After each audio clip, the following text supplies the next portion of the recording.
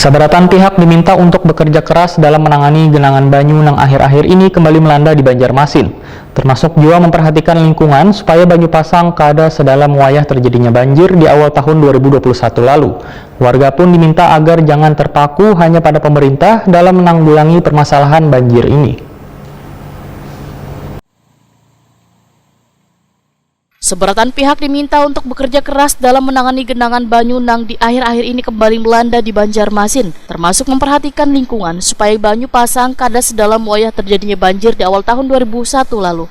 Demikian dipadahkan anggota Komisi 1 DPRD Banjarmasin Dharma Sri Handayani, Waitakoni Prima TV jelang tengah hari Jumat 10 Desember 2021. Politisi Partai Golkar ini pun meminta pemerintah kota untuk melihat daerah lain nang kaya Jakarta. Walaupun hujan mengguyur dengan lebatnya, namun jalan-jalannya cepat kering, sehingga kerada salahnya bila pemerintah kota memperdalam cara menangani banjir ini. Dharma Sri Handayani pun mengakui bila selawas ini instansi terkait sudah melakukan pengerukan sungai, perbaikan dan pemeliharaan drainase.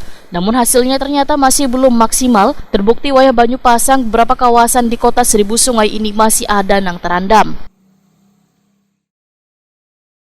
Sebenarnya sih sudah banyak ya pengerukan sungai sudah dilakukan, terus gorong-gorong atau airan drainase sudah mulai dikerjakan, tapi hasilnya kita jangan berbangga dulu, ternyata air pasang lebih lebih dalam 3 malam ini.